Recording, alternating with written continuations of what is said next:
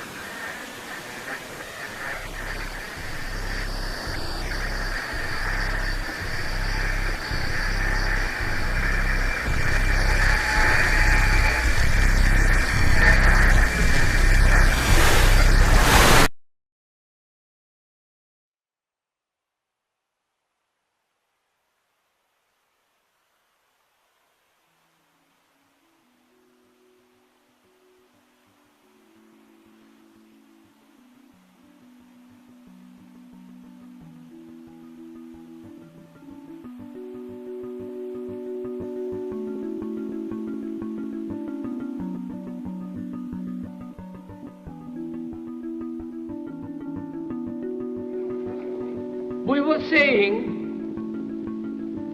how very important it is to bring about in the human mind the radical revolution. The crisis is a crisis in consciousness, a crisis that cannot anymore accept the old norms, the old patterns, the ancient traditions. And considering what the world is now, with all their misery, conflict, destructive brutality, aggression, and so on, man is still as he was.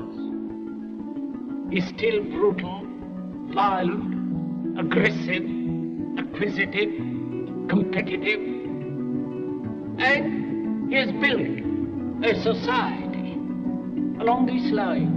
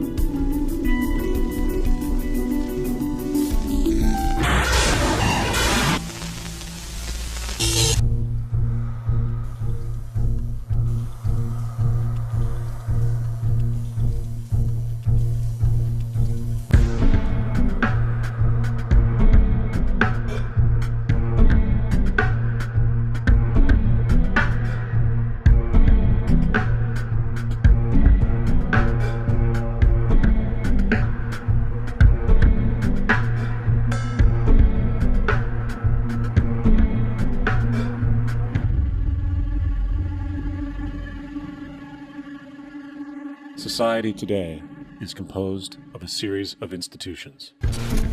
From political institutions, legal institutions, religious institutions, to institutions of social class, familial values, and occupational specialization.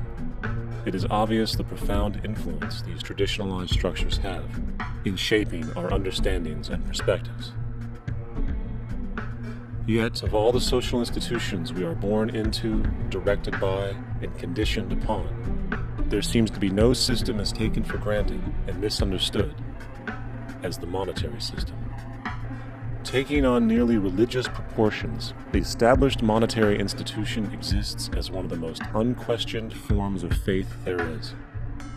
How money is created, the policies by which it is governed, and how it truly affects society are unregistered interests of the great majority of the population.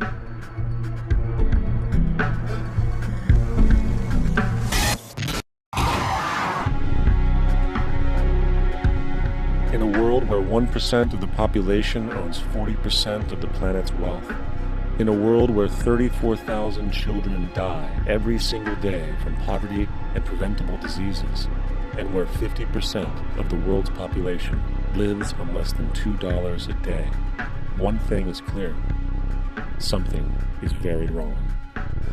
And whether we are aware of it or not, the lifeblood of all of our established institutions, and thus society itself, is money.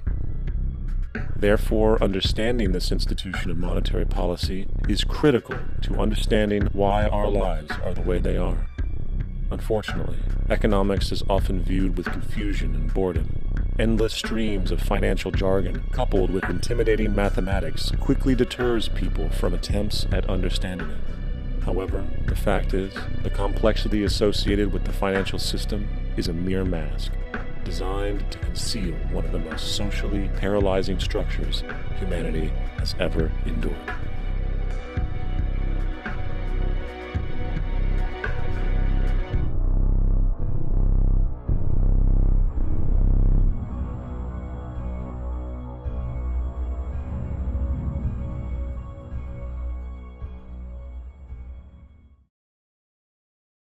A number of years ago, the Central Bank of the United States, the Federal Reserve, produced a document entitled Modern Money Mechanics. This publication detailed the institutionalized practice of money creation as utilized by the Federal Reserve and the web of global commercial banks it supports. On the opening page, the document states its objective. The purpose of this booklet is to describe the basic process of money creation in a fractional reserve banking system. It then proceeds to describe this fractional reserve process through various banking terminology, a translation of which goes something like this. The United States government decides it needs some money, so it calls up the Federal Reserve and requests, say, $10 billion. The Fed replies, saying, sure, we'll buy $10 billion in government bonds from you. So the government takes some pieces of paper, paints some official-looking designs on them, and calls them treasury bonds. Then it puts a value on these bonds to the sum of $10 billion and sends them over to the Fed.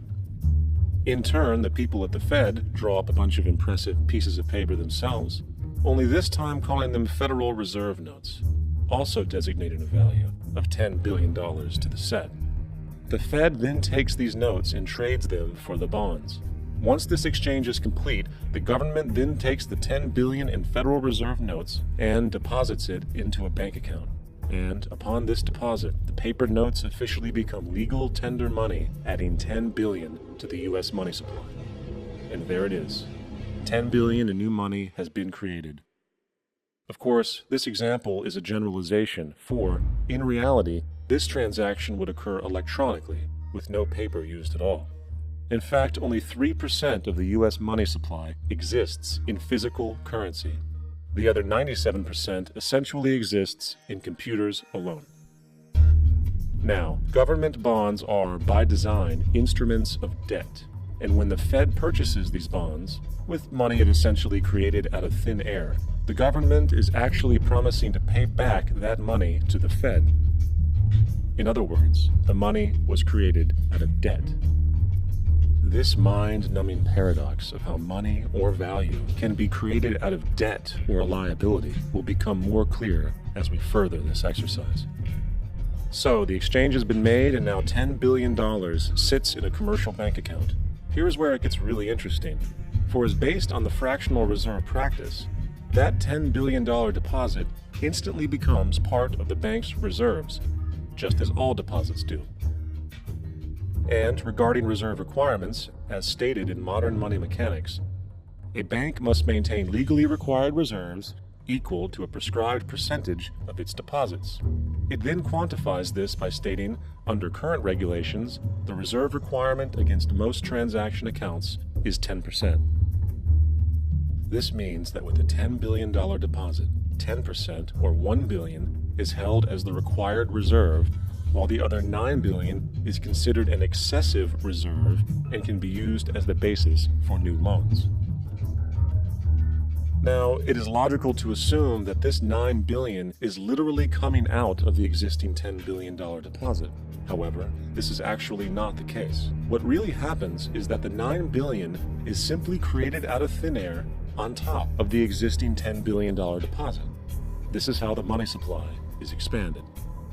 As stated in modern money mechanics, of course they, the banks, do not really pay out loans from the money they receive as deposits. If they did this, no additional money would be created. What they do when they make loans is to accept promissory notes, loan contracts, in exchange for credits, money, to the borrower's transaction accounts. In other words, the $9 billion can be created out of nothing simply because there is a demand for such a loan and that there is a $10 billion deposit to satisfy the reserve requirements.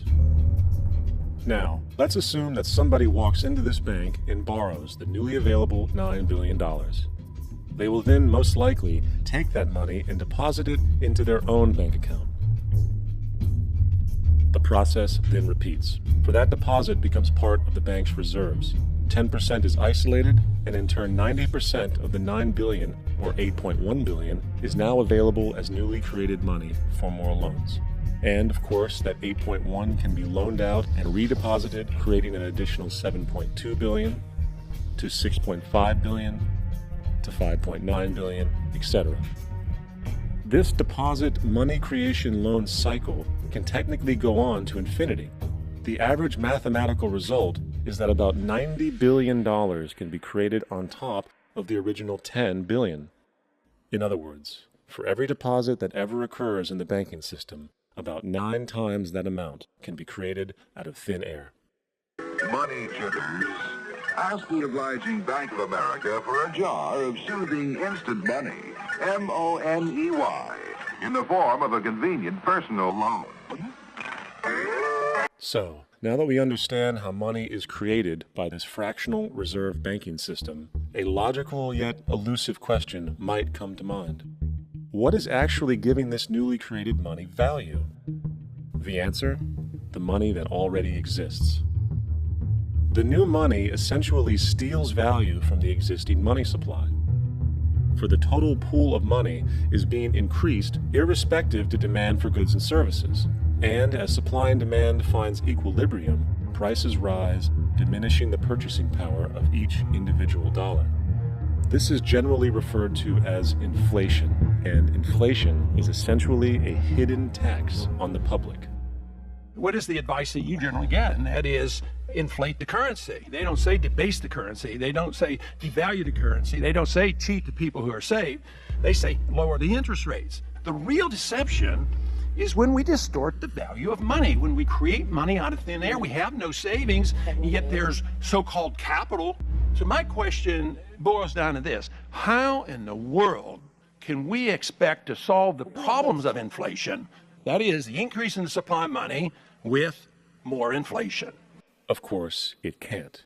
The fractional reserve system of monetary expansion is inherently inflationary. For the act of expanding the money supply, without there being a proportional expansion of goods and services in the economy, will always debase a currency. In fact, a quick glance at the historical values of the US dollar versus the money supply reflects this point definitively, for the inverse relationship is obvious. $1 in 1913 required $21.60 in 2007 to match value. That is a 96% devaluation since the Federal Reserve came into existence. Now, if this reality of inherent and perpetual inflation seems absurd and economically self-defeating, hold that thought, for absurdity is an understatement in regard to how our financial system really operates. For in our financial system, money is debt, and debt is money. Here is a chart of the U.S. money supply from 1950 to 2006. Here is a chart of the U.S. national debt for the same period. How interesting it is that the trends are virtually the same. For the more money there is, the more debt there is.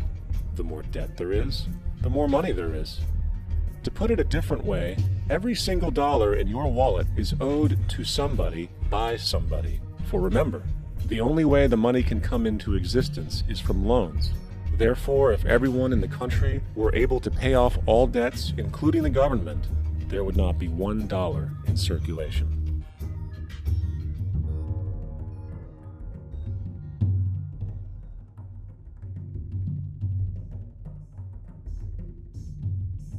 In fact, the last time in American history the national debt was completely paid off was in 1835 after President Andrew Jackson shut down the central bank that preceded the Federal Reserve.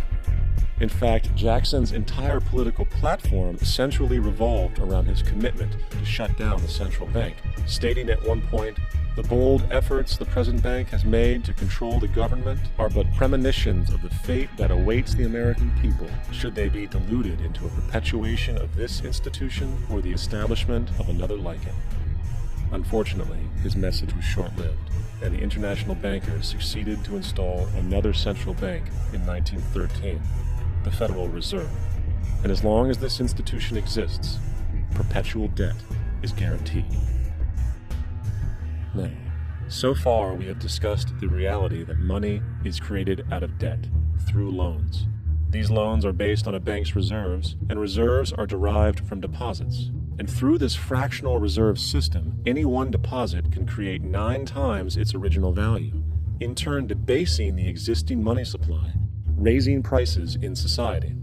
And since all this money is created out of debt and circulated randomly through commerce, people become detached from their original debt, and a disequilibrium exists, where people are forced to compete for labor in order to pool enough money out of the money supply to cover their costs of living.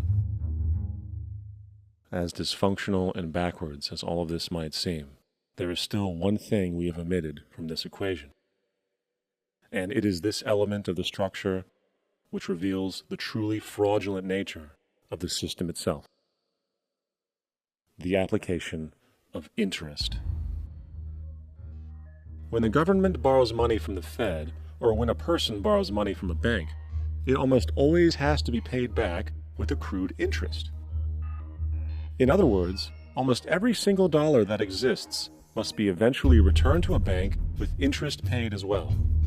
But if all money is borrowed from the central bank and is expanded by commercial banks through loans, only what would be referred to as the principal is being created in the money supply. So then, where is the money to cover all of the interest that is charged? Nowhere. It doesn't exist. The ramifications of this are staggering, for the amount of money owed back to the banks will always exceed the amount of money that is available in circulation. This is why inflation is a constant in the economy, for new money is always needed to help cover the perpetual deficit built into the system, caused by the need to pay the interest.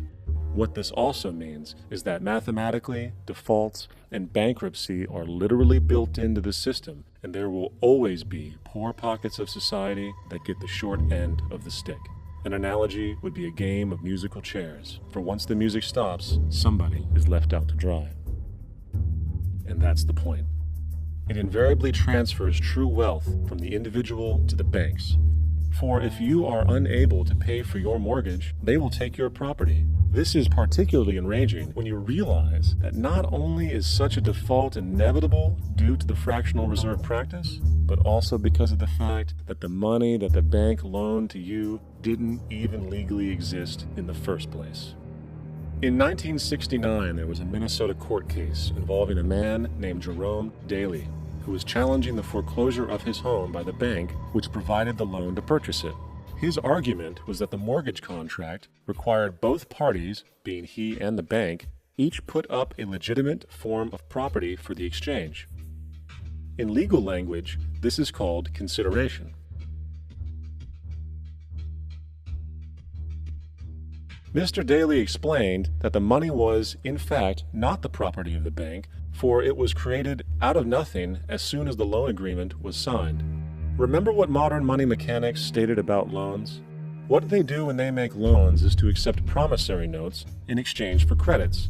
Reserves are unchanged by the loan transactions, but deposit credits constitute new additions to the total deposits of the banking system. In other words, the money doesn't come out of their existing assets. the bank is simply inventing it, putting up nothing of its own except for theoretical liability on paper. As the court case progressed, the bank's president, Mr. Morgan, took the stand, and in the judge's personal memorandum, he recalled that the plaintiff, bank's president, admitted that, in combination with the Federal Reserve Bank, did create the money and credit upon its books by bookkeeping entry. The money and credit first came into existence when they created it. Mr. Morgan admitted that no United States law or statute existed which gave him the right to do this. A lawful consideration must exist and be tendered to support the note. The jury found that there was no lawful consideration, and I agree. He also poetically added, "Only God can create something of value out of nothing." And upon this revelation, the court rejected the bank's claim for foreclosure, and Daly kept his home. The implications of this court decision are immense. For every time you borrow money from a bank, whether it is a mortgage loan or a credit card charge, the money given to you is not only counterfeit, it is an illegitimate form of consideration, and hence voids the contract to repay, for the bank never had the money as property to begin with. Unfortunately, such legal realizations are suppressed and ignored, and the game of perpetual wealth transfer and perpetual debt continues. And this brings us to the ultimate question: why? During the American Civil War, President Lincoln bypassed the high-interest loans offered by the European banks and decided to do what the Founding Fathers advocated, which was to create an independent and inherently debt-free currency. It was called the greenback. Shortly after this measure was taken, an internal document circulated between private British and American banking interests stated, "Slavery is but the owning of labor and carries with it the care of laborers, while the European plan is that capital shall control labor by controlling wages. This can be done by controlling the money. It will not do to allow the greenback, as we cannot control that." The fractional reserve policy perpetrated by the Federal Reserve, which has spread in practice to the great majority of banks in the world, is, in fact, a system of modern slavery. Think about it. Money is created out of debt. And what do people do when they are in debt? They submit to employment to pay it off. But if money can only be created out of loans, how can society ever be debt-free? It can't. And that's the point. And it is the fear of losing assets coupled with the struggle to keep up with the perpetual debt and inflation inherent in the system, compounded by the inescapable scarcity within the money supply itself, created by the interest that can never be repaid, that keeps the wage slave in line, running on the hamster wheel with millions of others, in effect powering an empire that truly benefits only the elite at the top of the pyramid. For, at the end of the day, who are you really working for? The banks. Money is created in a bank and invariably ends up in a bank. They are the true masters, along with the corporations and governments they support. Physical slavery requires people to be housed and fed. Economic slavery requires people to feed and house themselves. It is one of the most ingenious scams for social manipulation ever created, and at its core, it is an invisible war against the population. Debt is the weapon used to conquer and enslave societies, and interest is its prime ammunition.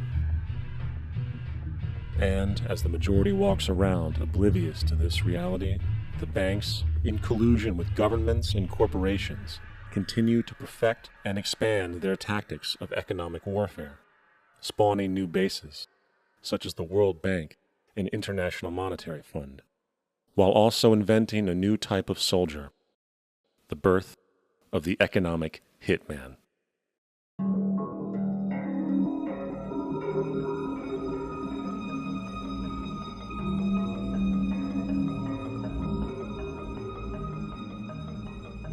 We economic hitmen really have been the ones responsible for creating this first truly global empire.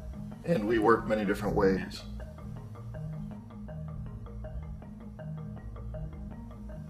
But perhaps the most common is that we will identify a country that has resources our corporations covet, like oil, and then arrange a huge loan to that country from the World Bank or one of its sister organizations. But the money never actually goes to the country. Instead, it goes to our big corporations to build infrastructure projects in that country, power plants, industrial parks, ports, things that benefit a few rich people in that country, in addition to our corporations, but really don't help the majority of the people at all. However, those people, the whole country is left holding a huge debt. It's such a big debt they can't repay it, and that's part of the plan, that they can't repay it. And so at some point, we economic hitmen go back to them and say, listen, you owe us a lot of money, can't pay your debt, so sell your oil real cheap to our oil companies. Allow us to build a military base in your country, or send troops in support of ours to someplace in the world like Iraq, or vote with us on the next UN vote to have their electric utility company privatized and their water and sewage system privatized and sold to U.S. corporations or other multinational corporations. So there was that whole mushrooming thing, and it's so typical of the way the IMF and the World Bank work, that you put a country in debt, it's such a big debt it can't pay it, and then you offer to refinance that debt and pay even more interest. And you demand this quid pro quo, which you call a conditionality or good governance, which means basically that they've got to sell off their resources, including many of their social services, their utility companies, their school systems, sometimes their penal systems, their insurance systems, to foreign corporations. So it's a double, triple, quadruple whammy. The precedent for economic hitmen really began back in the early 50s when democratically elected Mossadegh, who was elected in Iran, he was considered to be the hope for democracy in the Middle East and around the world. He was Time Magazine's Man of the Year. But one of the things that he'd run on and began to implement was the idea that foreign oil companies needed to pay the Iranian people a lot more for the oil that they were taking out of Iran. The Iranian people should benefit from their own oil. Strange policy. We didn't like that, of course.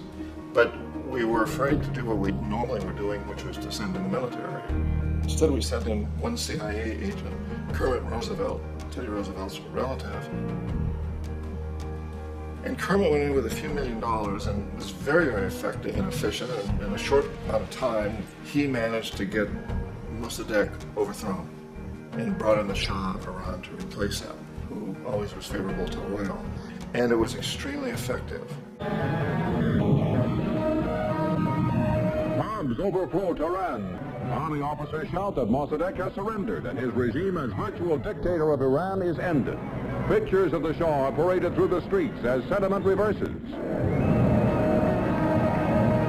The Shah is welcomed home. So back here in the United States, in Washington, people looked around and said, wow, that was easy and cheap. So this established a whole new way of manipulating countries, of creating empire.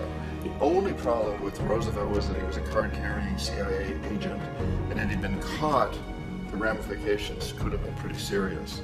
So very quickly at that point, the decision was made to use private consultants to channel the money through the World Bank or the IMF or one of the other such agencies, to bring in people like me who worked for private companies, so that if we got caught, there would be no governmental ramifications.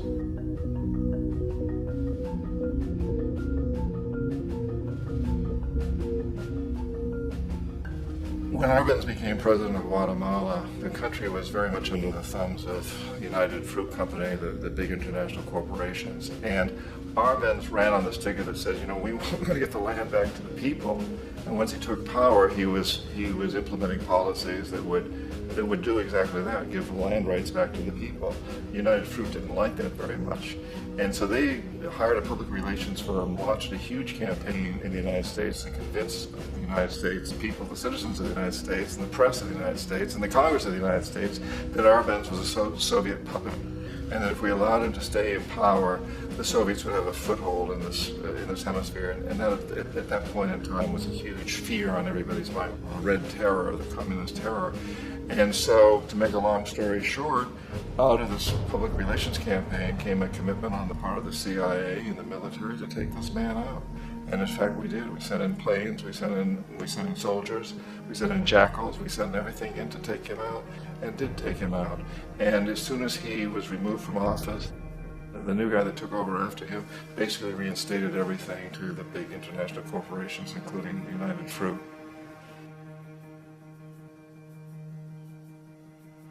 Ecuador for many, many years had been ruled by pro-US dictators, often relatively brutal. Then it was decided that they were going to have a truly democratic election. Jaime Roldos ran for office. And his main goal, he said, as president would be to make sure that Ecuador's resources were used to help the people.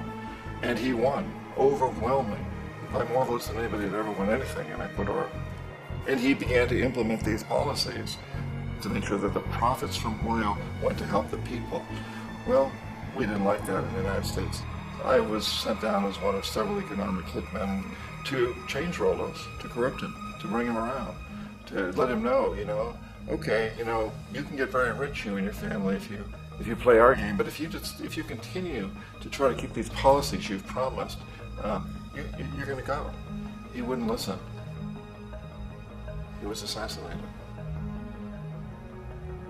As soon as the plane crashed, the whole area was cordoned off. The only people allowed in were U.S. military from a nearby base and some of the Ecuadorian military. When an investigation was launched, two of the key witnesses died in car accidents before they had a chance to testify. A lot of very, very strange things that went on around the assassination of Jaime Roldos. I, like most people who've really looked at this case, have absolutely no doubt that it was an assassination. And of course, in my position as an economic hitman, I was always expecting something to happen to Jaime, whether it be a coup or assassination, I wasn't sure, but that he would be taken down because he was not being corrupted. He would not allow himself to be corrupted the way we wanted to corrupt him. Omar Torrijos, president of Panama, was, one of my favorite people. I really, really liked him. He was very charismatic. He was a guy who really wanted to help his country. And when I tried to bribe him or corrupt him, he said, look, John, he called me Juanito. He said, look, Juanito, I don't need the money. What I really need is for my country to be treated fairly. I need for the United States to repay the debts that you owe my people for all the destruction you've done here. I need to be in a position where I can help other Latin American countries win their independence and be free of this terrible presence from the north that you people are exploiting us so badly. I need to have the Panama Canal back in the hands of the Panamanian people. That's what I want. And so, leave me alone. Don't try to bribe me. It was 1981, and in May, Jaime Roldos was assassinated. And Omar was very aware of this. Torrijos got his family together and he said, I'm probably next. But it's okay, because I've done what I came here to do. I've renegotiated the canal. The canal will now be in our hands. He just finished negotiating the treaty with Jimmy Carter. In June of that same year, just a couple of months later, he also went down in an airplane crash, which there's no question was executed by CIA-sponsored jackals. Tremendous amount of evidence that one of Torrijos' security guards handed him at the last moment as he was getting on the plane a tape recorder, a small tape recorder that contained a bomb.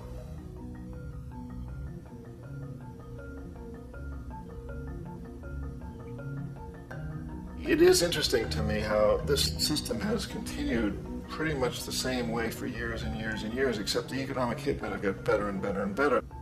Then we come up with, very recently, what happened in Venezuela.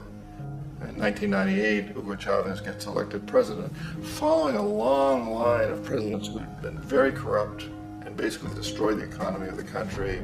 And Chavez was elected amidst all that. Chavez stood up to the United States, and he's done it primarily demanding that Venezuelan oil be used to help the Venezuelan people.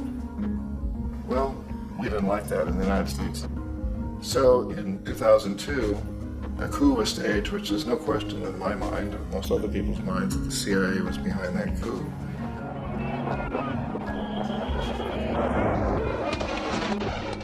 The way that coup was fomented was very reflective of what Kermit Roosevelt had done in Iran, of paying people to go out into the streets, to riot, to protest, to say this Chavez is very unpopular.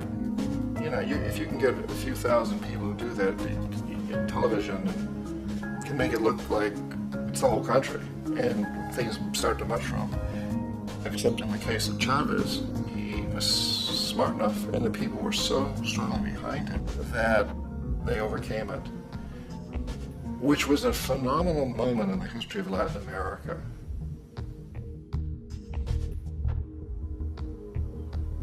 Iraq actually is a perfect example of the way the whole system works. So we economic hitmen are the first line of defense. We go in, we try to corrupt governments and get them to accept these huge loans, which we then use as leverage to basically own them.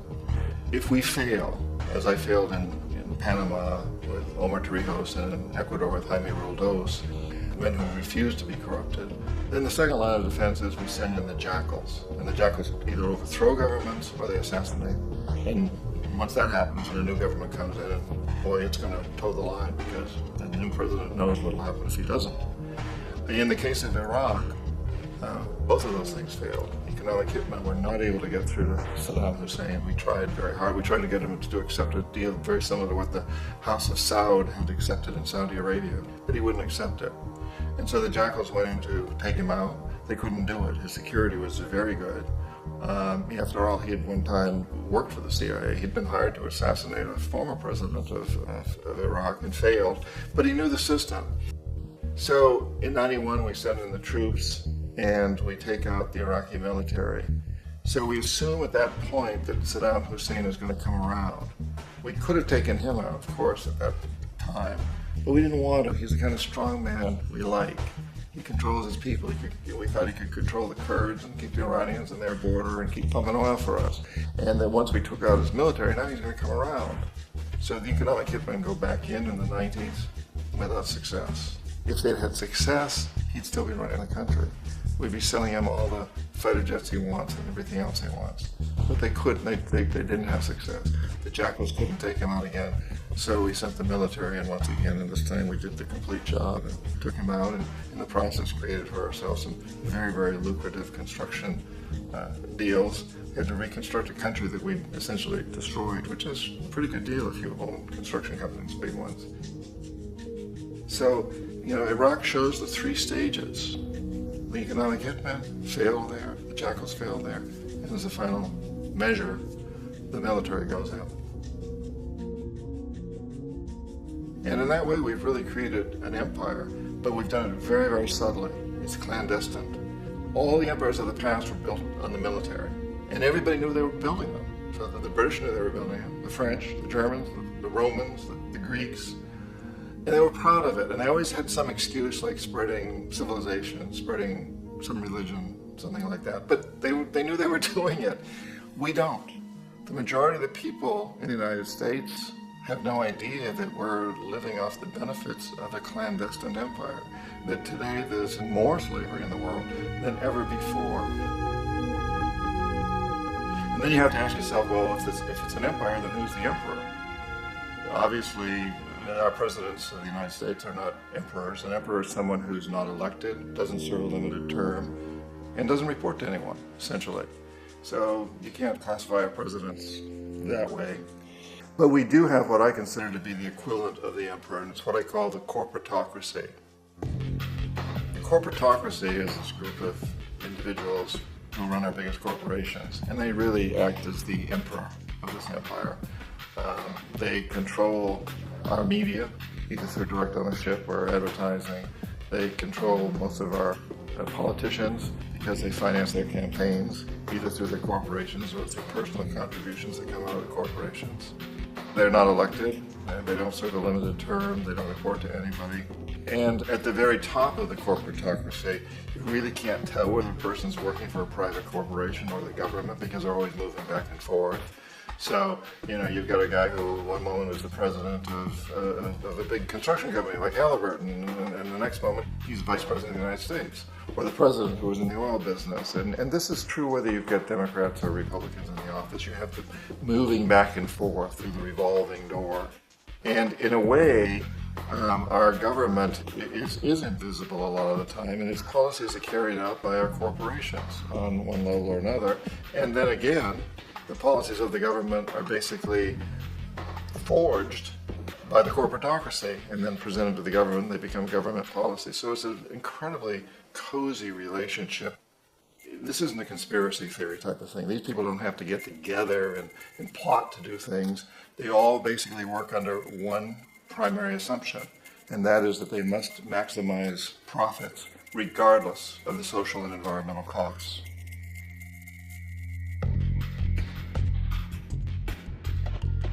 This process of manipulation by the corporatocracy through the use of debt, bribery, and political overthrow is called globalization. Just as the Federal Reserve keeps the American public in a position of indentured servitude through perpetual debt, inflation, and interest, the World Bank and IMF serve this role on a global scale. The basic scam is simple. Put a country in debt either by its own indiscretion or through corrupting the leader of that country, then impose conditionalities or structural adjustment policies, often consisting of the following. Currency devaluation. When the value of a currency drops, so does everything valued in it. This makes indigenous resources available to predator countries at a fraction of their worth. Large funding cuts for social programs.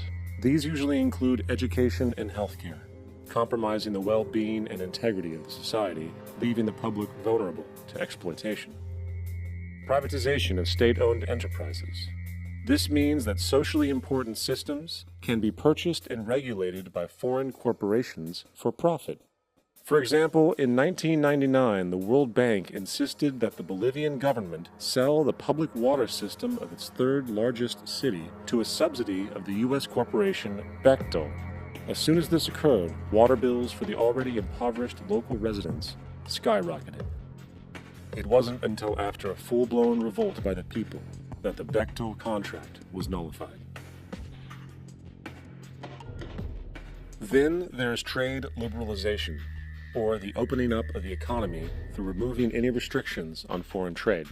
This allows for a number of abusive economic manifestations, such as transnational corporations bringing in their own mass-produced products, undercutting the indigenous production and ruining local economies. An example is Jamaica, which, after accepting loans and conditionalities from the World Bank, lost its largest cash crop markets due to competition with Western imports. Today, countless farmers are out of work, for they are unable to compete with the large corporations. Another variation is the creation of numerous, seemingly unnoticed, unregulated, inhumane sweatshop factories, which take advantage of the imposed economic hardship. Additionally, due to production deregulation, environmental destruction is perpetual, as a country's resources are often exploited by the indifferent corporations while outputting large amounts of deliberate pollution. The largest environmental lawsuit in the history of the world today is being brought on behalf of 30,000 Ecuadorian Amazonian people against Texaco, which is now owned by Chevron. So today it's against Chevron, but for activities conducted by Texaco. They estimate to be more than 18 times what the Exxon Valdez dumped into the coast of Alaska. In the case of Ecuador, it wasn't an accident. The oil companies did it intentionally. They knew they were doing it to save money out there rather than arranging for proper disposal.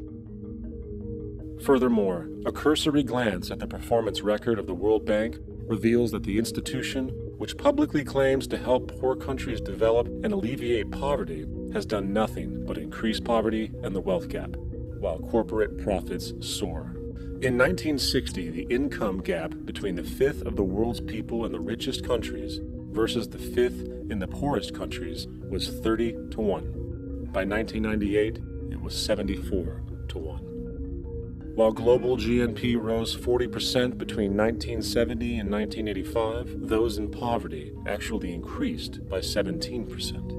While from 1985 to 2000, those living on less than $1 a day increased by 18%. Even the Joint Economic Committee of the U.S. Congress admitted that there is a mere 40% success rate of all World Bank projects. In the late 1960s, the World Bank intervened in Ecuador with large loans. During the next 30 years, poverty grew from 50% to 70%. Under or unemployment grew from 15 to 70%.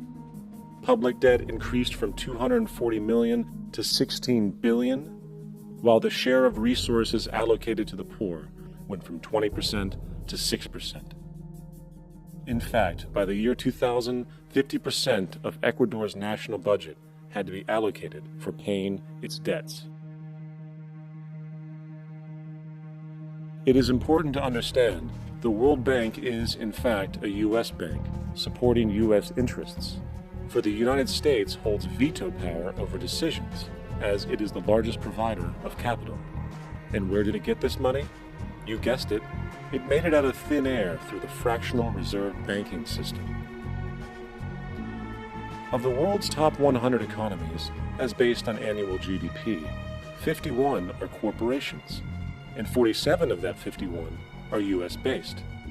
Walmart, General Motors, and Exxon are more economically powerful than Saudi Arabia, Poland, Norway, South Africa, Finland, Indonesia, and many others.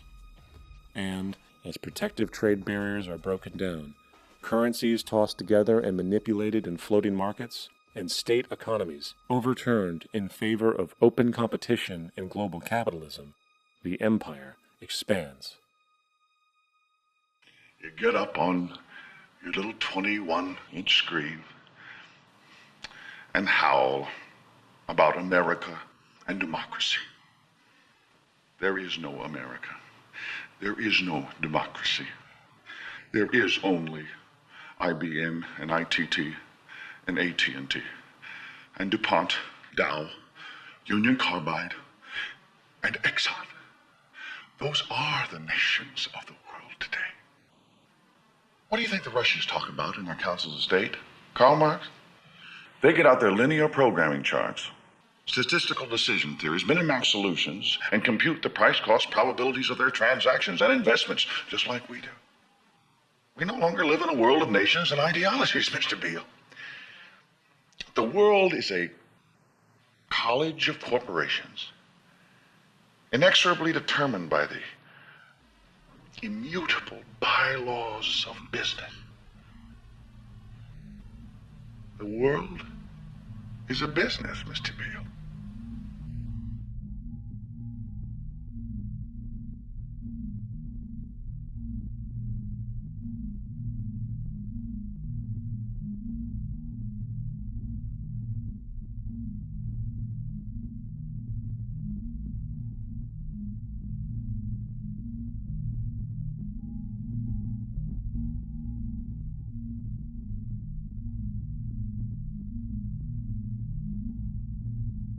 The world is being taken over by a handful of business powers who dominate the natural resources we need to live while controlling the money we need to obtain these resources. The end result will be world monopoly, based not on human life, but financial and corporate power. And as the inequality grows, naturally more and more people are becoming desperate.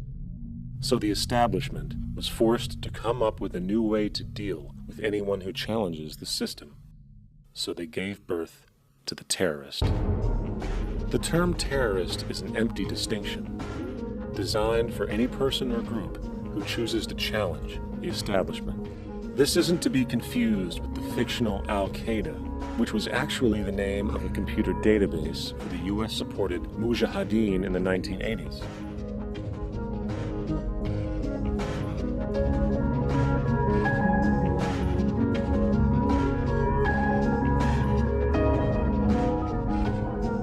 In 2007, the Department of Defense received $161.8 billion for the so-called global war on terrorism. According to the National Counterterrorism Center, in 2004, roughly 2,000 people were killed internationally due to supposed terrorist acts. Of that number, 70 were American. Using this number as a general average, which is extremely generous, it is interesting to note that twice as many people die from peanut allergies a year than from terrorist acts.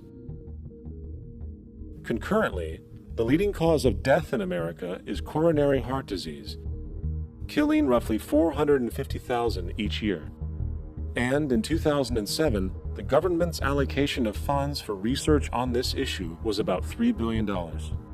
This means that the US government in 2007 spent 54 times the amount for preventing terrorism than it spent for preventing a disease which kills 6,600 times more people annually than terrorism does. Yet, as the name terrorism and Al-Qaeda are arbitrarily stamped on every news report relating to any action taken against U.S. interests, the myth grows wider. In mid-2008, the U.S. Attorney General actually proposed that the U.S. Congress officially declare war against the fantasy. Not to mention, as of July 2008, there are now over 1 million people currently on the U.S. terrorist watch list. These so-called counterterrorism measures, of course, have nothing to do with social protection, and everything to do with preserving the establishment amongst the growing anti-American sentiment both domestically and internationally, which is legitimately founded on the greed-based corporate empire expansion that is exploiting the world. The true terrorists of our world do not meet at the docks at midnight or scream Allah Akbar before some violent action. The true terrorists of our world wear $5,000 suits and work in the highest positions of finance, government, and business. So, what do we do? How do we stop a system of greed and corruption that has so much power and momentum? How do we stop this aberrant group behavior which feels no compassion for, say, the millions slaughtered in Iraq and Afghanistan, so the corporatocracy can control energy resources and opium production for Wall Street profit?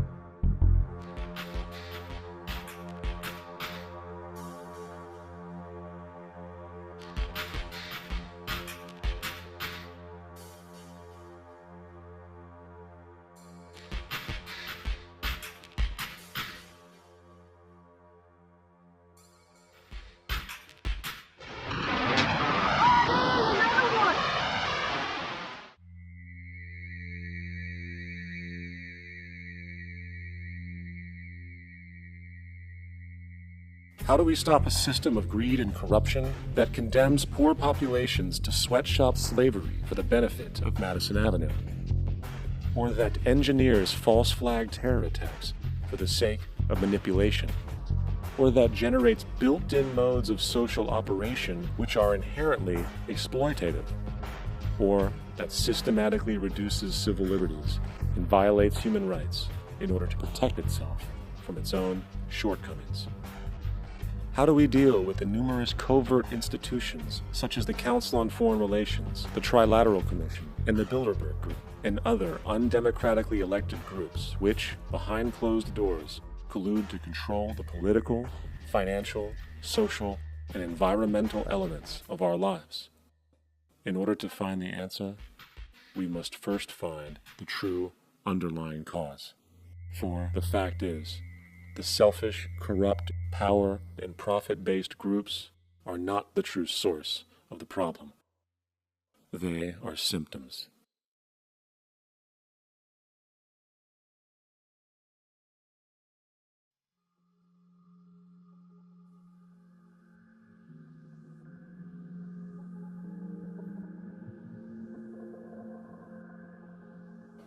My name is Jacque Fresco. I'm an industrial designer and a social engineer. I'm very much interested in society and developing a system that might be sustainable for all people. First of all, the word corruption is a monetary invention. That aberrant behavior that's disruptive to the well-being of people, while you're dealing with human behavior.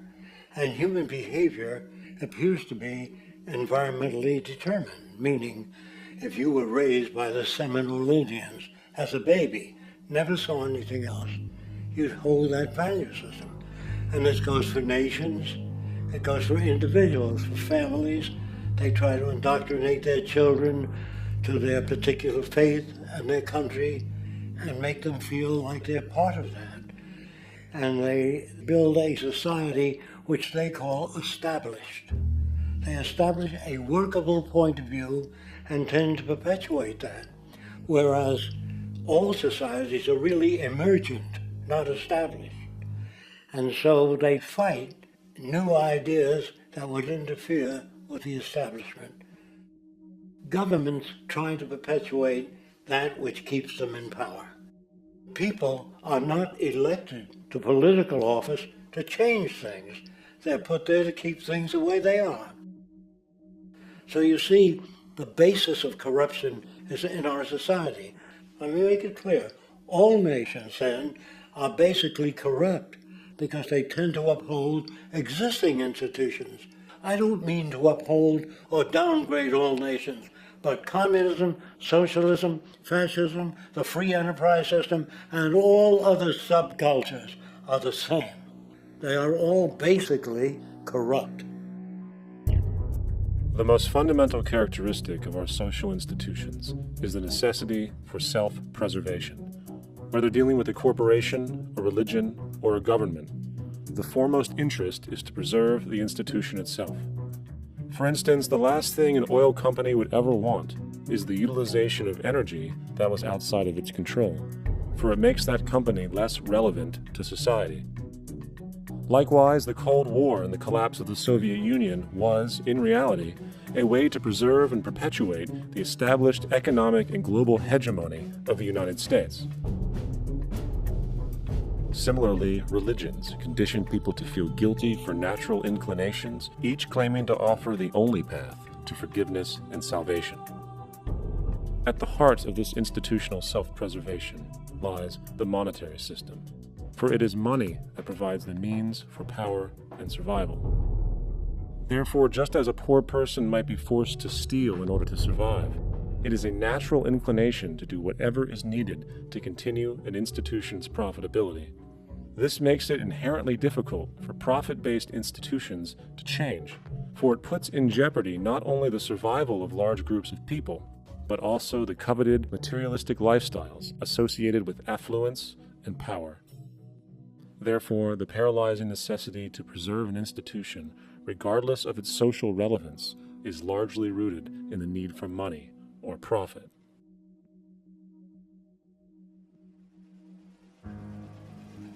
What's in it for me is the way people think. And so if a man makes money selling a certain product, naturally he's going to fight the existence of another product that may threaten his institution. Therefore, people cannot be fair, and people do not trust each other. A guy will come over to you and say, I got just the house you're looking for. He's a salesman. When the doctor says, I think your kidney has to come out, I don't know if he's trying to pay off a yacht or whether my kidney has to come out. It's hard in a monetary system to trust people.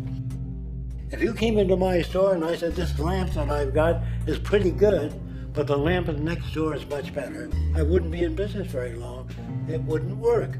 If I were ethical, it wouldn't work. So when you say industry cares for people, that's not true. They can't afford to be ethical. So your system is not designed to serve the well-being of people. If you still don't understand that, there would be no outsourcing of jobs if they cared about people.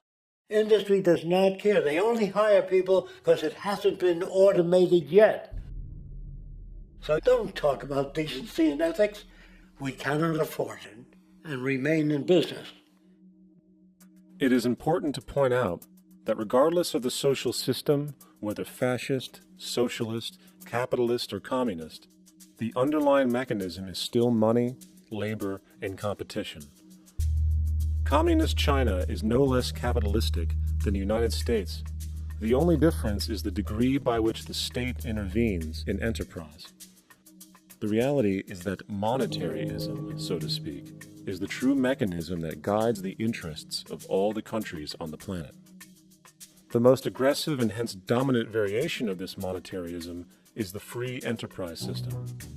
The fundamental perspective as put forth by early free market economists like Adam Smith is that self-interest in competition leads to social prosperity, as the act of competition creates incentive which motivates people to persevere.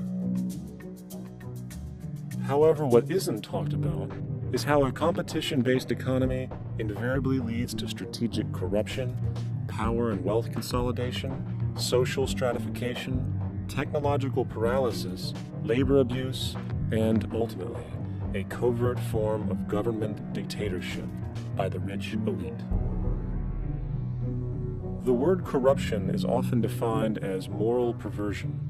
If a company dumps toxic waste into the ocean to save money, most people recognize this as corrupt behavior. On a more subtle level, when Walmart moves into a small town and forces small businesses to shut down for they are unable to compete, a gray area emerges. For what exactly is Walmart doing wrong? Why should they care about mom-and-pop organizations they destroy? Yet, even more subtly, when a person gets fired from their job because a new machine has been created which can do the work for less money, people tend to just accept that as the way it is, not seeing the inherent corrupt inhumanity of such an action. Because the fact is, whether it is dumping toxic waste, having a monopoly enterprise, or downsizing the workforce, the motive is the same: profit. They are all different degrees of the same self-preserving mechanism, which always puts the well-being of people second to monetary gain.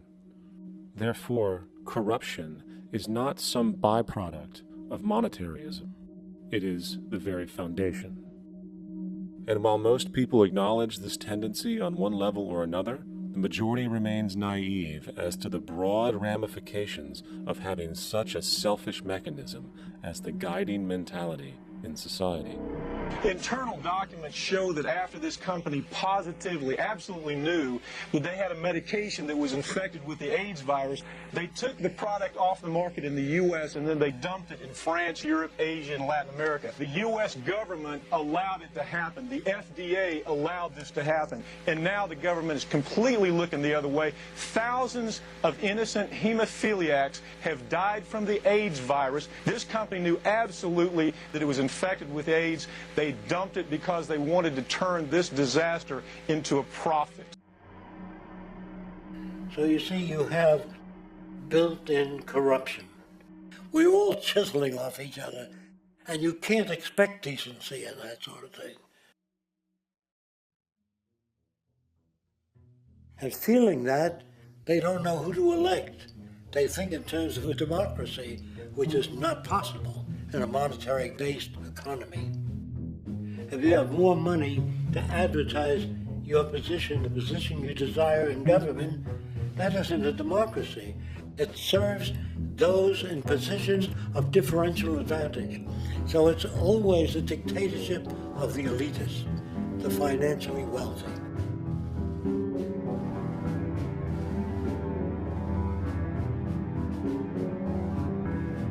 It is an interesting observation to note how seemingly unknown personalities magically appear on the scene as presidential candidates. Then, before you know it, somehow you are left to choose from a small group of extremely wealthy people who suspiciously have the same broad social view. Obviously, it's a joke. The people placed on the ballot are done so because they have been pre-decided to be acceptable by the established financial powers who actually run the show. Yet, many who understand this illusion of democracy often think, if only we could just get our honest, ethical politicians in power, then we would be okay. Well, while this idea, of course, seems reasonable in our established-oriented worldview, it is, unfortunately, another fallacy.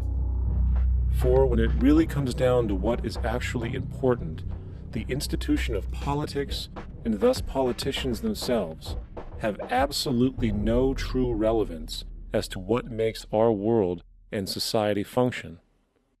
It's not politicians that can solve problems. They have no technical capabilities. They don't know how to solve problems. Even if they were sincere, they don't know how to solve problems. It's the technicians that produce the desalination plants. It's the technicians that give you electricity, that give you motor vehicles, that heat your house and cool it in the summertime. It's technology that solves problems, not politics.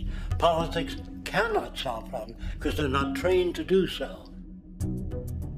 Very few people today stop and consider what it is that actually improves their lives. Is it money? Obviously not. One cannot eat money or stuff money into their car to get it to run. Is it politics? All politicians can do is create laws, establish budgets, and declare war. Is it religion? Of course not. Religion creates nothing except intangible emotional solace for those who require it. The true gift that we as human beings have, which has been solely responsible for everything that has improved our lives, is technology. What is technology? Technology is a pencil which allows one to solidify ideas on paper for communication. Technology is an automobile which allows one to travel faster than feet would allow. Technology is a pair of eyeglasses which enables sight for those who need it. Applied technology itself is merely an extension of human attributes which reduces human effort, freeing humans from a particular chore or problem. Imagine what your life would be like today without a telephone, or an oven, or a computer, or an airplane. Everything in your home which you take for granted, from a doorbell, to a table, to a dishwasher, is technology, generated from the creative, scientific ingenuity of human technicians. Not money, politics, or religion. These are false institutions. And writing your congressman is fantastic. They tell you to write your congressman if you want something done. The men in Washington should be at the forefront of technology, the forefront of human studies, the forefront of crime, all the factors that shape human behavior. You don't have to write your congressman. What kind of people are they that are appointed to do that job? The future will have great difficulty. And the question that's raised by politicians is, how much will a project cost? The question is not, how much will it cost? Do we have the resources? And we have the resources today to house everyone, build hospitals all over the world, build schools all over the world, the finest equipment and labs for teaching and doing medical research. So you see, we have all that, but we're in a monetary system. And in the monetary system, there's profit. And what is the fundamental mechanism that drives the profit system besides self-interest? What is it exactly that maintains that competitive edge at its core? Is it high efficiency and sustainability? No, that isn't part of their design. Nothing produced in our profit-based society is even remotely sustainable or efficient. If it was, there wouldn't be a multi-million-dollar-a-year service industry for automobiles, nor would the average lifespan for most electronics be less than 3 months before they're obsolete. Is it abundance? Absolutely not. Abundance, as based on the laws of supply and demand, is actually a negative thing. If a diamond company finds 10 times the usual amount of diamonds during their mining, it means the supply of diamonds has increased, which means the cost and profit per diamond drops. The fact is, efficiency, sustainability, and abundance are enemies of profit. To put it into a word, it is the mechanism of scarcity that increases profits. What is scarcity? Based on keeping products valuable. Slowing up production on oil raises the price. Maintaining scarcity of diamonds keeps the price high. They burn diamonds at the Kimberley diamond mines. They made a carbon that keeps the price up. So then, what does it mean for society when scarcity, either produced naturally or through manipulation, is a beneficial condition for industry? It means that sustainability and abundance will never ever occur in a profit system, for it simply goes against the very nature of the structure. Therefore, it is impossible to have a world without war or poverty.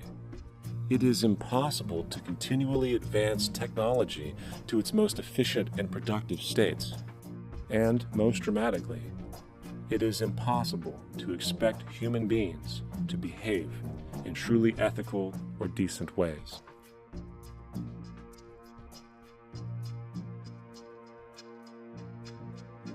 People use the word instinct because they can't account for the behavior. They sit back and they evaluate with their lack of knowledge, and they say things like, humans are built a certain way, greed is a natural thing, as though they've worked for years on it, and it's no more natural than wearing clothing. What we want to do is to eliminate the causes of the problems, eliminate the processes that produce greed and bigotry and prejudice and people taking advantage of one another and elitism, eliminating the need for prisons and welfare. We have always had these problems because we have always lived within scarcity and barter and monetary systems that produce scarcity. If you eradicate the conditions that generate what you call socially offensive behavior, it does not exist. The guy said, well, isn't that inborn?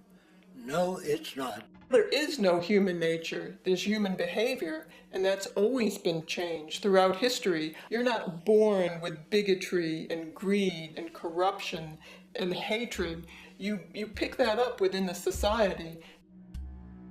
War, poverty, corruption, hunger, misery, human suffering will not change in a monetary system. That is, there'll be very little significant change. It's going to take the redesign of our culture, our values, and it has to be related to the carrying capacity of the earth, not some human opinion or some politician's notions of the way the world ought to be, or some religious notions of the conduct of human affairs. And that's what the Venus Project is about. The society that we're about to talk about is a society that is free of all the old superstitions, incarceration, prisons, police, cruelty, and law. All laws will disappear, and the professions will disappear that are no longer valid, such as stockbrokers, bankers, advertising, gone forever, because it's no longer relevant. When we understand that it is technology devised by human ingenuity which frees humanity and increases our quality of life, we then realize that the most important focus we can have is on the intelligent management of the Earth's resources. For it is from these natural resources we gain the materials to continue our path of prosperity. Understanding this, we then see that money fundamentally exists as a barrier to these resources, for virtually everything has a financial cost. And why do we need money to obtain these resources? Because of real or assumed scarcity.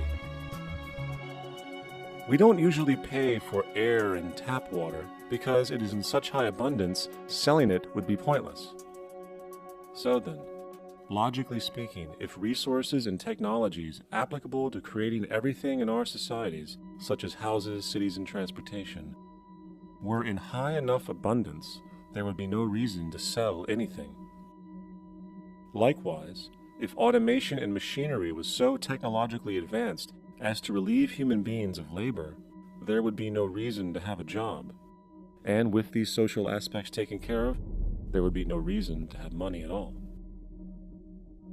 So the ultimate question remains: do we on Earth have enough resources and technological understanding to create a society of such abundance that everything we have now could be available without a price tag and without the need for submission through employment? Yes, we do.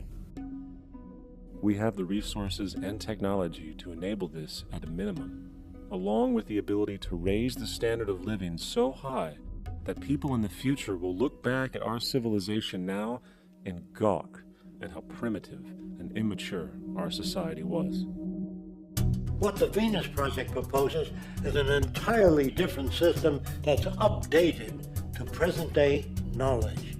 We've never given scientists the problem of how do you design a society which would eliminate boring and monotonous jobs, that would eliminate accidents in transportation, that would enable people to have a high standard of living, that would eliminate poisons in our food, that would give us other sources of energy that are clean and efficient. We can do that out there.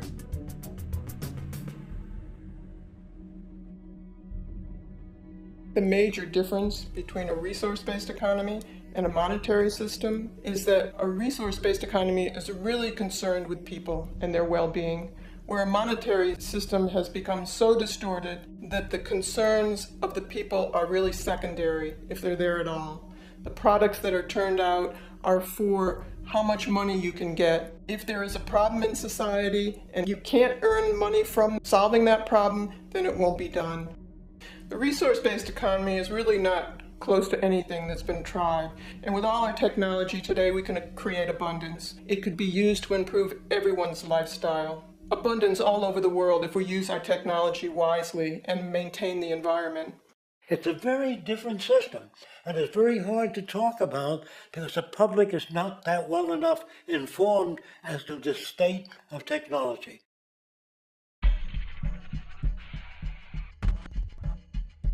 At present, we don't have to burn fossil fuels. We don't have to use anything that would contaminate the environment. There are many sources of energy available. Alternative energy solutions pushed by the establishment, such as hydrogen, biomass, and even nuclear, are highly insufficient, dangerous, and exist only to perpetuate the profit structure that industry has created. When we look beyond the propaganda and self-serving solutions put forth by the energy companies, we find a seemingly endless stream of clean, abundant, and renewable energy for generating power. Solar and wind energy are well known to the public, but the true potential of these mediums remains unexpressed. Solar energy, derived from the sun, has such abundance that 1 hour of light at high noon contains more energy than what the entire world consumes in a year. If we could capture 1/100% of this energy, the world would never have to use oil, gas, or anything else. The question then is not availability, but the technology to harness it. And there are many advanced mediums today which could accomplish just that, if they were not hindered by the need to compete for market share with the established energy power structures. Then there's wind energy. Wind energy has long been denounced as weak, and due to being location-driven, impractical. This is simply not true.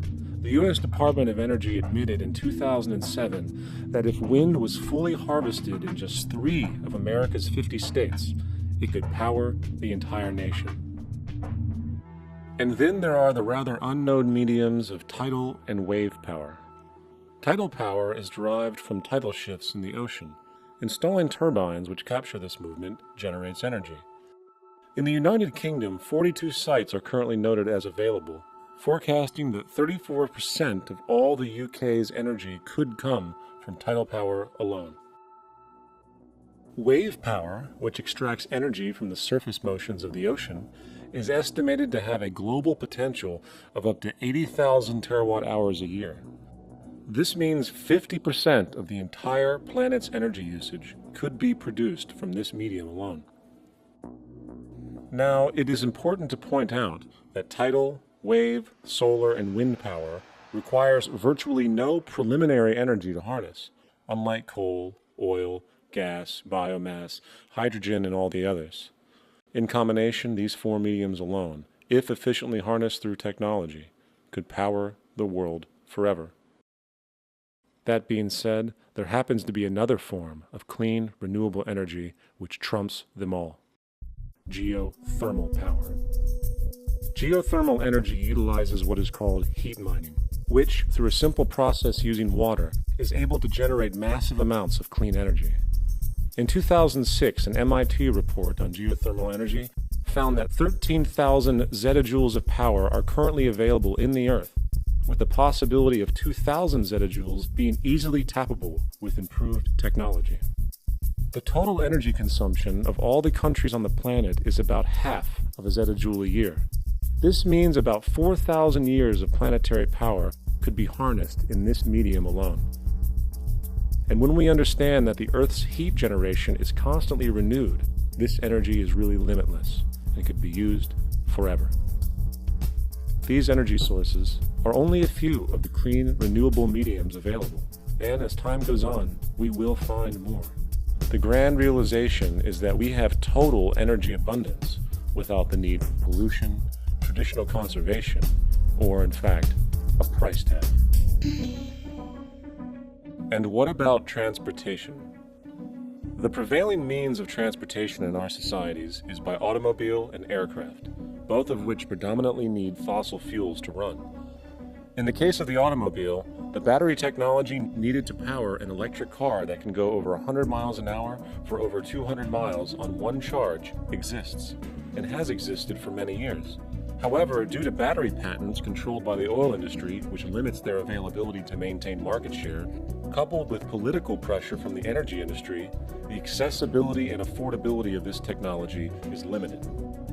There is absolutely no reason other than pure corrupt profit interest that every single vehicle in the world cannot be electric and utterly clean, with zero need for gasoline.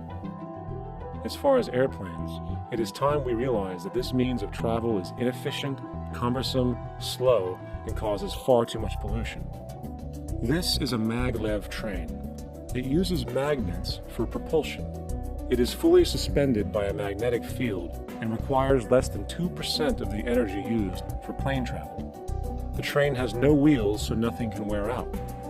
The current maximum speed of versions of this technology, as used in Japan, is 361 miles per hour. However, this version of the technology is very dated. An organization called ET3, which has connections with the Venus Project, has established a tube-based maglev that can travel up to 4,000 miles per hour in a motionless, frictionless tube, which can go over land or underwater. Imagine going from LA to New York for an extended lunch break, or from Washington, D.C. to Beijing, China in 2 hours. This is the future of continental and intercontinental travel. Fast, clean, with only a fraction of the energy usage we use today for the same means. In fact, between maglev technology, advanced battery storage, and geothermal energy, there would be no reason to ever burn fossil fuels again. And we can do this now if we were not held back by the paralyzing profit structure. Now, America is inclined toward fascism. It has a propensity by its dominant philosophy and religion to uphold the fascist point of view. American industry is essentially a fascist institution. If you don't understand that, the minute you punch that time clock, you walk into a dictatorship. We're given notions about the respectability of work, and I really look at it as being paid slavery.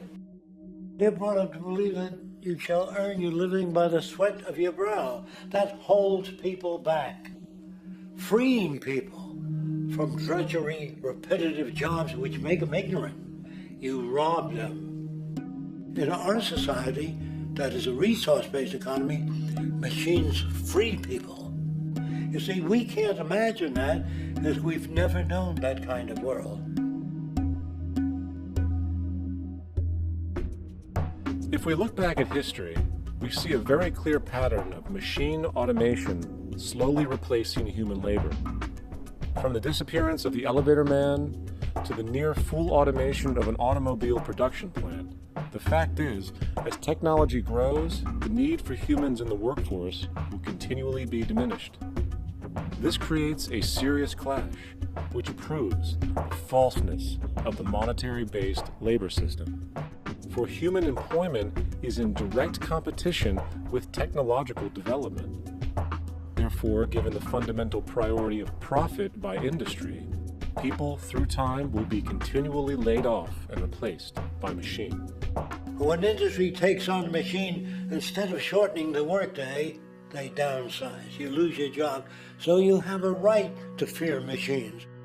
In a high-technology, resource-based economy, it is conservative to say that about 90% of all current occupations could be phased out by machines, freeing humans to live their life without servitude, for this is the point of technology itself.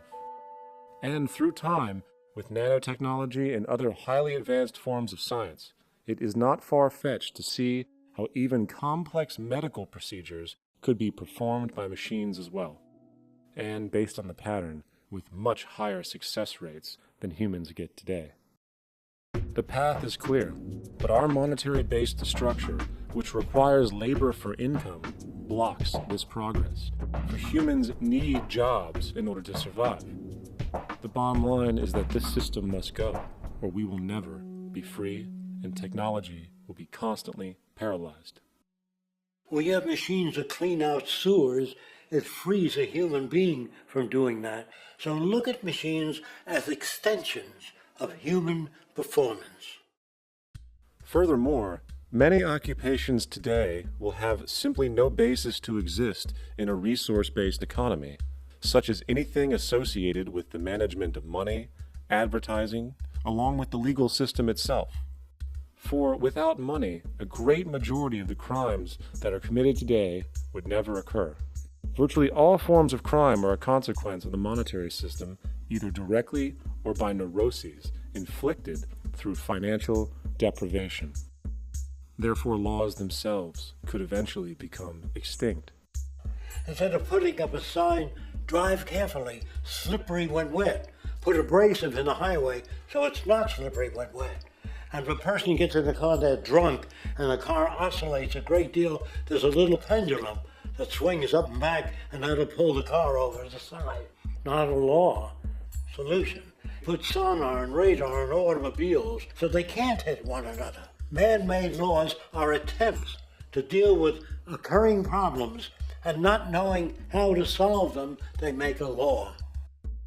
In the United States, the most privatized, capitalist country on the planet, it should come as no surprise that it also has the largest prison population in the world, growing every year.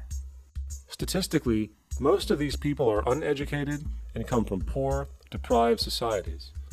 And, contrary to propaganda, it is this environmental conditioning which lures them into criminal and violent behavior. However, society looks the other way in regard to this point. The legal and prison systems are just more examples of how our society avoids examining the root causes of behavior. Billions are spent each year on prisons and police, while only a fraction is spent on programs for poverty, which is one of the most fundamental variables responsible for crime to begin with. And as long as we have an economic system which prefers and in fact creates scarcity and deprivation, crime will never go away.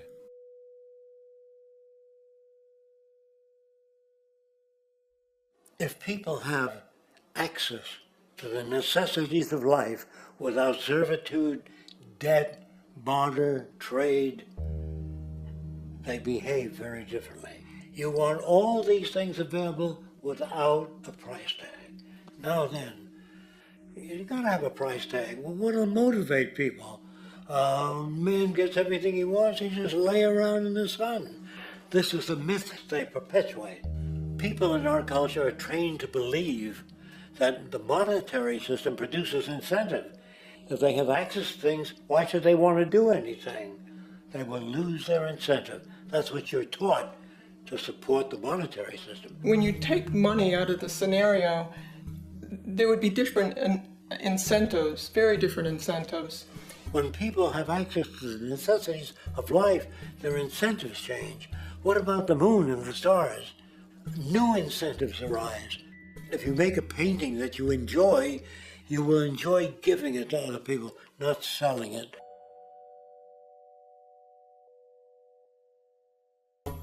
I think most of the education that I've seen today is essentially producing a person for a job. It's very specialized. They're not generalists. People don't know a lot about a lot of different subjects.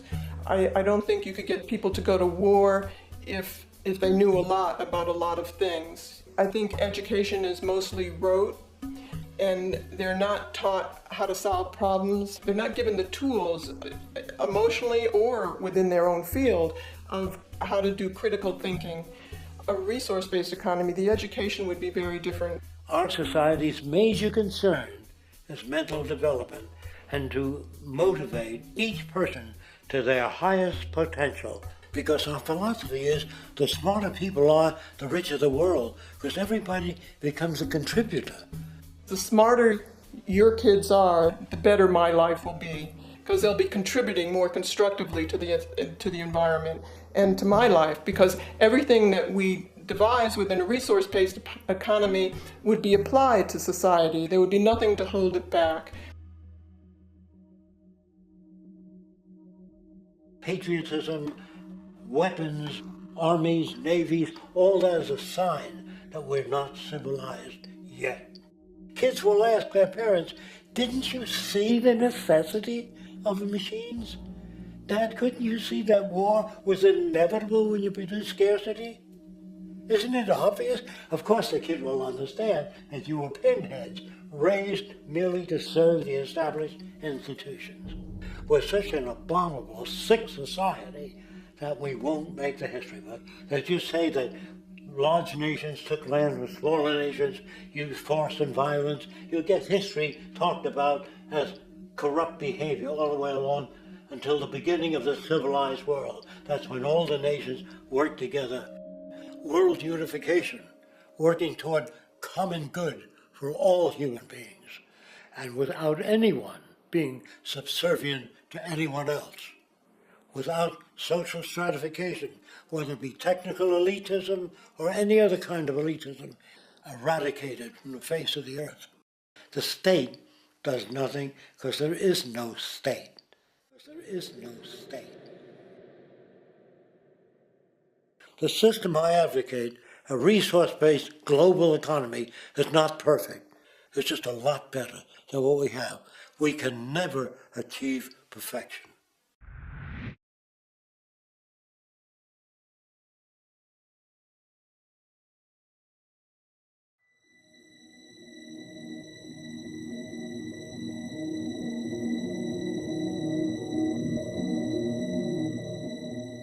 The social values of our society, which has manifested in perpetual warfare, corruption, oppressive laws, social stratification, irrelevant superstitions, environmental destruction, and a despotic, socially indifferent, profit-oriented ruling class, is fundamentally the result of a collective ignorance of two of the most basic insights humans can have about reality: the emergent and symbiotic aspects of natural law.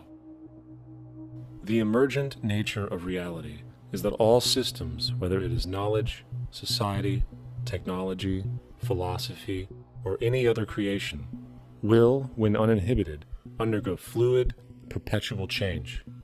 What we consider commonplace today, such as modern communication and transportation, would have been unimaginable in ancient times. Likewise, the future will contain technologies, realizations, and social structures that we cannot even fathom in the present. We have gone from alchemy to chemistry, from a geocentric universe to a heliocentric, from believing that demons were the cause of illness to modern medicine. This development shows no sign of ending, and it is this awareness that aligns us and leads us on a continuous path to growth and progress. Static, empirical knowledge does not exist. Rather, it is the insight of the emergence of all systems we must recognize. This means we must be open to new information at all times, even if it threatens our current belief system and hence identities. Sadly, society today has failed to recognize this, and the established institutions continue to paralyze growth by preserving outdated social structures. Simultaneously, the population suffers from a fear of change, for their conditioning assumes a static identity, and challenging one's belief system usually results in insult and apprehension, for being wrong is erroneously associated with failure. when, in fact, to be proven wrong should be celebrated, for it is elevating someone to a new level of understanding, furthering awareness. The fact is, there is no such thing as a smart human being, for it is merely a matter of time before their ideas are updated, changed, or eradicated. And this tendency to blindly hold on to a belief system, sheltering it from new, possibly transforming information, is nothing less than a form of intellectual materialism.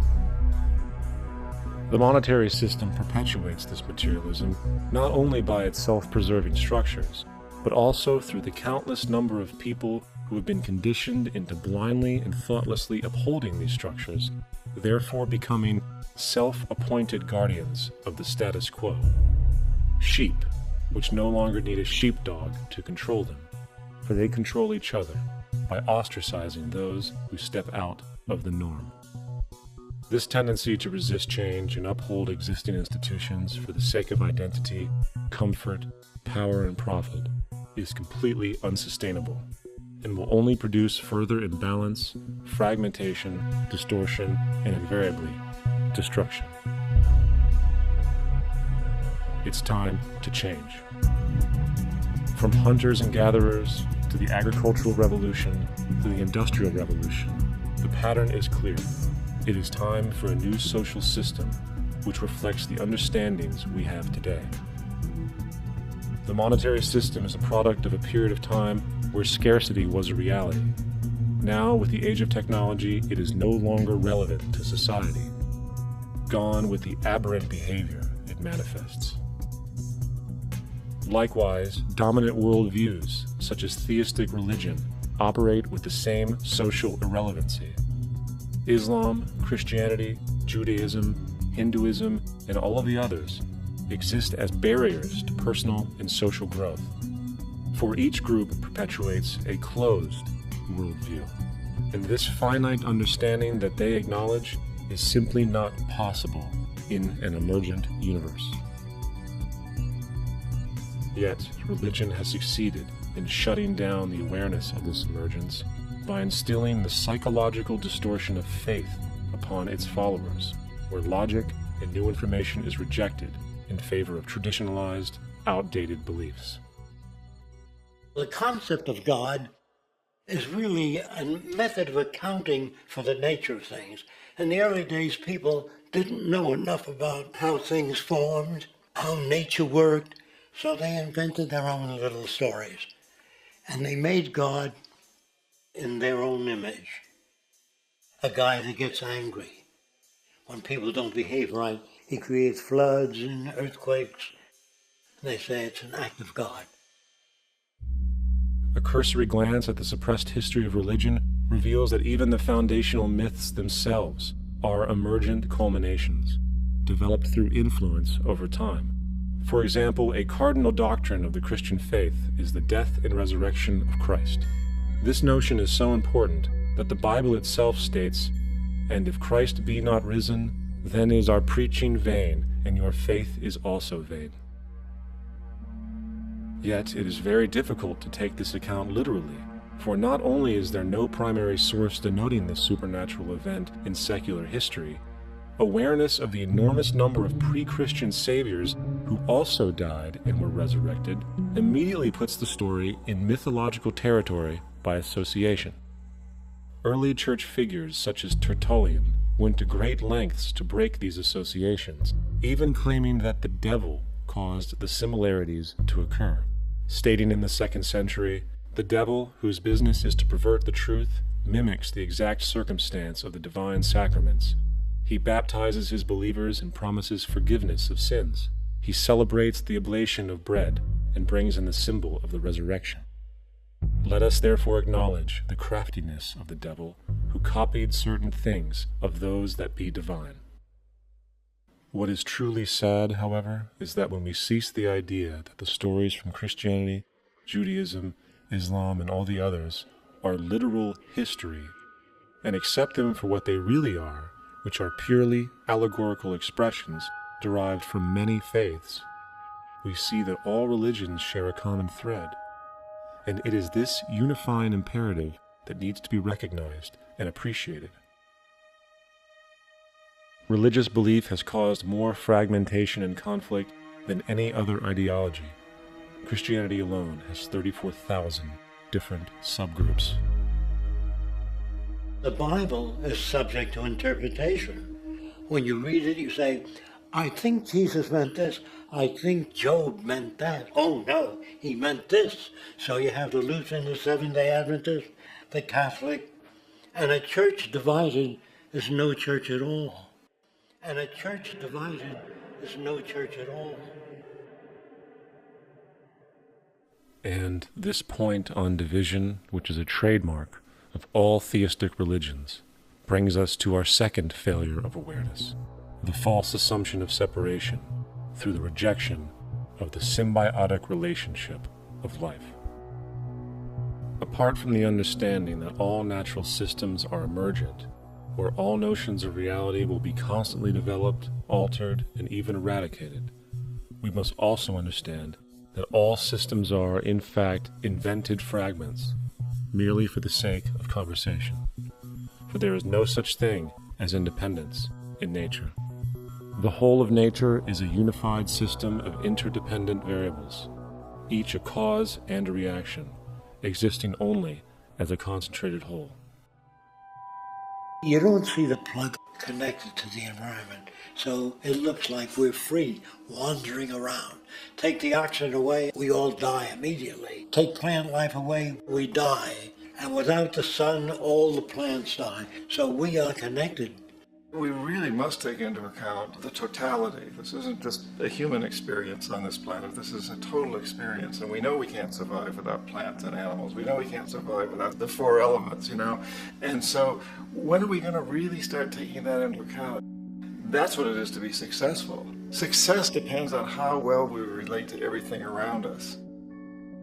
I'm very aware of the fact that my grandson cannot possibly hope to inherit a sustainable, peaceful, stable, socially just world unless every child today growing up in Ethiopia, in Indonesia, in Bolivia, in Palestine, in Israel also has that same expectation. You got to take care of the whole community or you're going to have serious problems. And now we have to see that the whole world is the community and we must all take care of each other that way. And it's not just a community of human beings. It's a community of plants and animals and elements. And we really need to understand that. That's what's going to bring us joy, too, and pleasure. That's what's missing in our lives right now. We can call it spirituality, but the fact of the matter is, joy comes from that bliss of connectedness. That's our God spirit. That's that side of ourselves that really feels it. You can feel it deep inside you. It's this amazing, wonderful feeling. And you know it when you get it. You don't get it from money. You get it from connection. Now, if that isn't a hazard to this country, how are we going to keep building nuclear weapons? You know what I mean? What's going to happen to the arms industry when we realize we're all one? It's going to fuck up the economy. The economy that's fake anyway. The economy that's fake anyway. The economy that's fake anyway. The economy that's fake anyway. The economy that's fake anyway. Which would be a real bummer. You can see why the government's cracking down on the idea of experiencing unconditional love.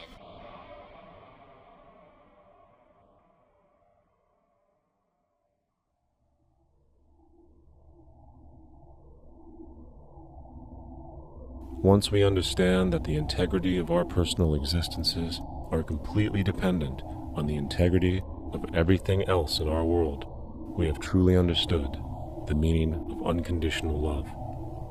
For love is extensionality, and seeing everything as you and you as everything can have no conditionalities. For, in fact, we are all everything at once. If it's true that we're all from the center of a star, every atom in each of us from the center of a star, then we're all the same thing. Even a Coke machine or a cigarette butt in the street in Buffalo is made out of atoms that came from a star. They've all been recycled thousands of times, as have you and I. And therefore, it's only me out there. So what is there to be afraid of? What is there that needs solace seeking? Nothing. There's nothing to be afraid of because it's all us. The trouble is we have been separated by being born and given a name and an identity and being individuated. We've been separated from the oneness, and that's what religion exploits, that people have this yearning to be part of the overall one again. So they exploit that. They call it God. They say he has rules. And I think it's cruel. I think you can do it absent religion.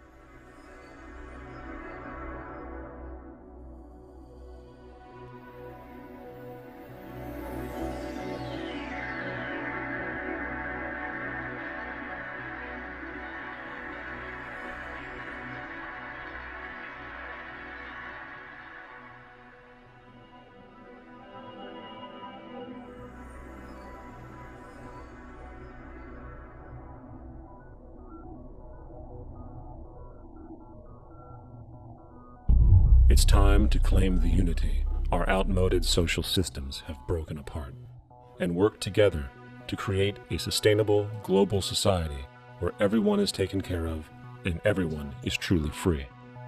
Your personal beliefs, whatever they may be, are meaningless when it comes to the necessities of life.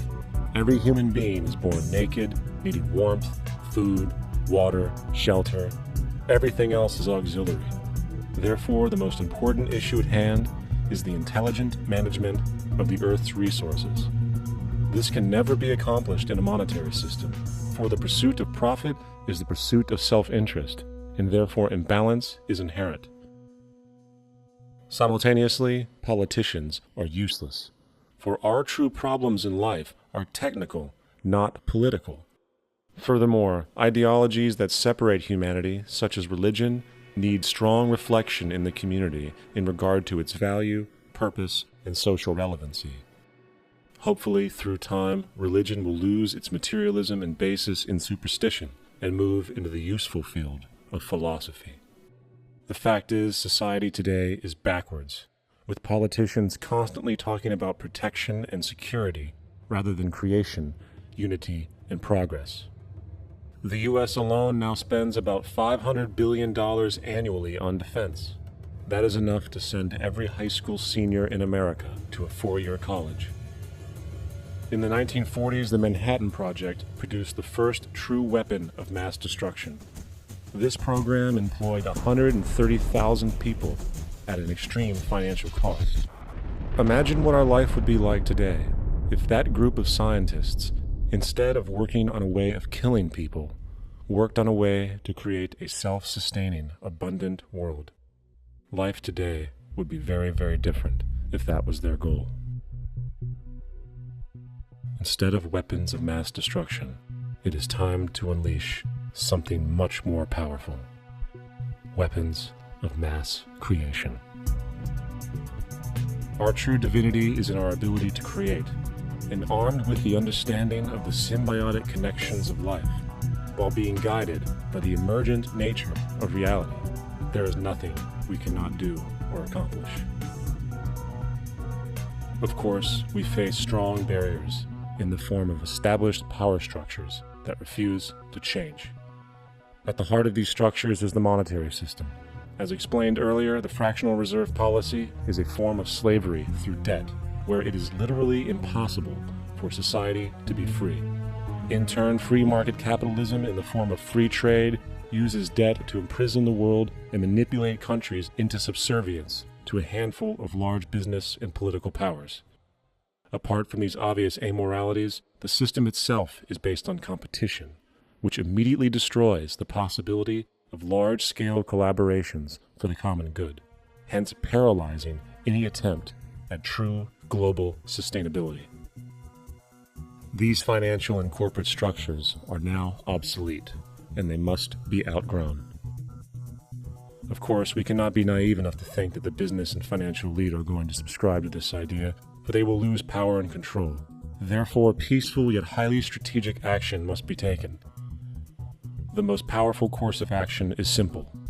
We have to alter our behavior to force the power structure to the will of the people. We must stop supporting the system. The only way the establishment will change is by our refusal to participate, while continuously acknowledging its endless flaws and corruptions. They're not going to give up the monetary system because of our designs of what we recommend. The system has to fail, and people have to lose confidence in their elected leaders. That will be a major turning point if the Venus Project is offered as a possible alternative. If not, I fear the consequences. The trends now indicate that our country is going bankrupt. The probability is our country will move toward a military dictatorship to prevent riots and complete social breakdown. Once the U.S. breaks down, all the other cultures will undergo similar things. As of now, the world financial system is on the brink of collapse due to its own shortcomings. The Comptroller of Currency stated in 2003 that the interest on the U.S. national debt will not be affordable in less than 10 years. This theoretically means total bankruptcy for the U.S. economy, and its implications for the world are immense. In turn, the fractional reserve-based monetary system is reaching its theoretical limits of expansion, and the banking failures you are seeing are just the beginning. This is why inflation is skyrocketing, all debt is at record levels, and the government and Fed are hemorrhaging new money to bail out the corrupt system. For the only way to keep the banks going is by making more money. The only way to make more money is to create more debt and inflation. It is simply a matter of time before the tables turn, and there is no one willing to take new loans, while defaults grow, as people are unable to afford their current loans. Then the expansion of money will stop, and contraction will begin on a scale never before seen, ending a century-long pyramid scheme. This has already begun. Therefore, we need to expose this financial failure for what it is, using this weakness to our advantage. Here are some suggestions. Expose the banking fraud. Citibank, JP Morgan Chase, and Bank of America are the most powerful controllers within the corrupt Federal Reserve System. It's time to boycott these institutions. If you have a bank account or a credit card with any of them, move your money to another bank. If you have a mortgage, refinance with another bank. If you own their stock, sell it. If you work for them, quit. This gesture will express contempt for the true powers behind the private banking cartel known as the Federal Reserve, and create awareness about the fraud of the banking system itself. 2. Turn off the TV news. Visit the emerging independent news agencies on the internet for your information. CNN, NBC, ABC, Fox, and all the others present all news pre-filtered to maintain the status quo. With 4 corporations owning all major media outlets, objective information is impossible. This is the true beauty of the internet, and the establishment has been losing control because of this free flow of information. We must protect the internet at all times, as it is truly our savior right now. 3. Don't ever allow yourself, your family, or anyone you know to ever join the military. This is an obsolete institution now used exclusively for maintaining an establishment that is no longer relevant. U.S. soldiers in Iraq work for U.S. corporations, not the people. Propaganda forces us to believe that war is natural and the military is an honorable institution. Well, if war is natural, why are there 18 suicides every single day by American veterans who have post-traumatic stress disorder? If our military men and women are so honored, why is it that 25% of the American homeless population are veterans? 4. Stop supporting the energy companies. If you live in a detached house, get off the grid. Investigate every means of making your home self-sustainable with clean energy. Solar, wind, and other renewable energies are now affordable consumer realities, and considering the never-ending rising cost of traditional energies, it will likely be a cheaper investment over time. If you drive, get the smallest car you can, and consider using one of the many conversion technologies that can enable your car to be a hybrid, electric, or run on anything other than establishment fuels. 5. Reject the political system. The illusion of democracy is an insult to our intelligence. In a monetary system, there is no such thing as a true democracy, and there never was. We have two political parties owned by the same set of corporate lobbyists. They are placed in their positions by the corporations, with popularity artificially projected by their media. In a system of inherent corruption, the change of personnel every couple of years has very little relevance. Instead of pretending that the political game has any true meaning, focus your energy on how to transcend this failed system. And 6. Join the movement.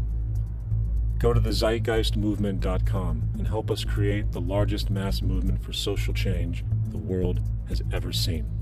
We must mobilize and educate everyone about the inherent corruption of our current world system, along with the only true sustainable solution, declaring all the natural resources on the planet as common heritage to all people, while informing everyone as to the true state of technology and how we can all be free if the world works together rather than fights. The choice lies with you. You can continue to be a slave to the financial system and watch the continuous wars, depressions, and injustice across the globe while placating yourself with vain entertainment and materialistic garbage.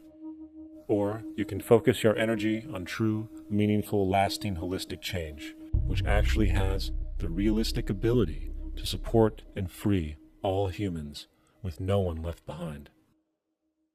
But in the end, the most relevant change must occur first inside of you. The real revolution is the revolution of consciousness, and each one of us first needs to eliminate the divisionary, materialistic noise we have been conditioned to think is true, while discovering, amplifying, and aligning with the signal coming from our true empirical oneness. It is up to you. What we are trying in all these discussions and talks here is to see if we cannot radically bring about a transformation of the mind. Not accept things as they are, but to understand it, to go into it, to examine it. Give your heart and your mind with everything that you have to find out a way of living differently.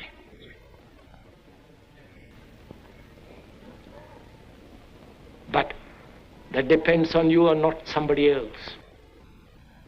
Because in this there is no teacher, no pupil, there is no leader, there is no guru, there is no master, no savior. You yourself are the teacher and the pupil, you are the master, you are the guru, you are the leader. You are everything. And to understand is to transform what is.